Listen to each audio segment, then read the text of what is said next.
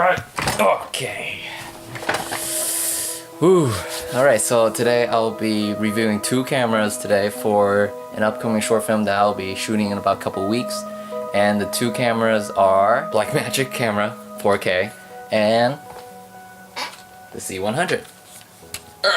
So both these cameras, they're about the same price range, right?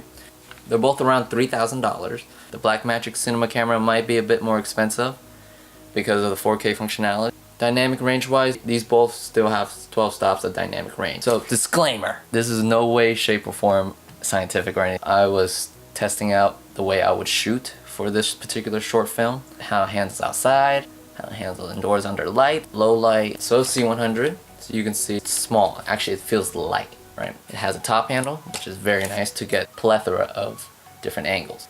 Built-in NDs. That's the one thing that really puts it apart. I am recording on the T3i right now. That's what I started with, and I always have to, screw on some ND filters. I've gotten used to this. Just flip it like this and then get the right exposure and get the depth of field you want. It's been a lifesaver. It's been a time saver. These two cameras I do not own. I actually borrowed these from my boss. He owns both of these, but I had a short film to shoot. The C100 have built-in audio, as you can see here, XLR inputs right here, and manual audio controls right there. I do like about C100 also is the swivel screen.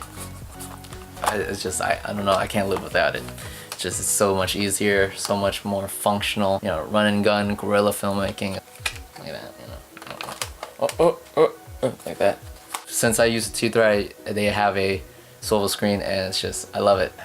The swivel screen. C100 is great in low light. Battery life wise, this is amazing on battery life. Probably just need 2 batteries. One battery if you're feeling like a rebel. 2 batteries, perfect. That's it. So you got a record button right here. There's an awkward record button like right on the bottom right here, and of course a record button on the top of the handle.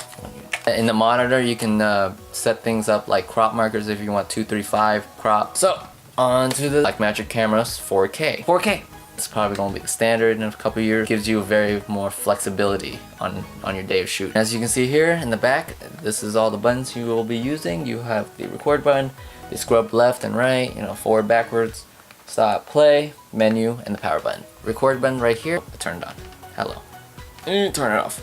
Turn it off. Okay, but one thing this doesn't have is internal audio. So you have to record external audio out of the box. There's no way to plug it in 3.5mm or XLR. Probably need an adapter. My car got full. This is awkward to hold. When you're gonna point it down like this, try to get it, you gotta crack your neck. It's very awkward. Battery life, disgusting in a bad way. Definitely need an adapter that can hold like 60 batteries or something. That's what I have, where you just connect it to the power right here. Probably need like 4 of those. It's really bad. Never, in my opinion, don't trust the internal unless you're doing something quick. The one thing that this does take is SSDs. The data coming off of the Blackmagic Cinema Camera right here is so big that it needs SSDs, right? You need like something that you can plug your SSD into the computer. That's another cost on top of getting the camera itself. So low light, right? Not good in low light. Turns out, I didn't know this, but 4K version of it does not go to 1600 ISO. Only goes up to 800, and even 800 is disgusting. I would recommend 400 or below. Even 400 is a little, I don't know. Menu is great, it's simple, all that. How you review your footage is very weird. I don't know, to me it's weird. You have to press like the stop button, and then you gotta click this, lots of buttons. T3i, easy. Button, done. That's just pet peeve. Okay, the cameras for me. One thing that's that you have to get used to, way it changes aperture. You actually gotta click like the scrub left and right button for forward and backwards to be able to change aperture. The screen, very reflective, so outside it's gonna be a little pain. So in the menu, the increments for the Kelvin goes by like 5s. It goes 5, 10, 15. You can't go like minute details like, like in the C100 where it's like 36, 37, 38. No, it's like by 5s for the Blackmagic. That may be a little problem if you were looking into getting the Blackmagic.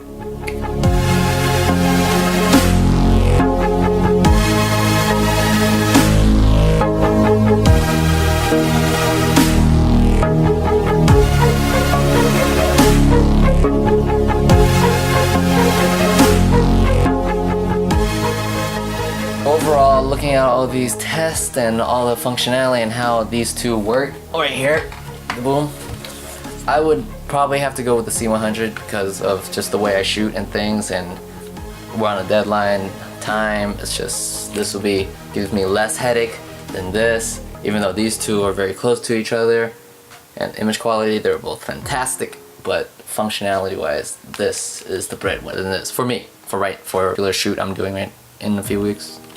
This one is a go. Alright, so thank you for watching. Thank you for your patience for watching.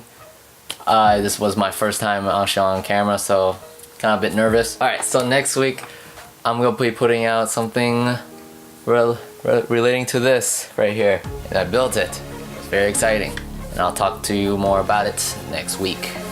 Thank you for watching.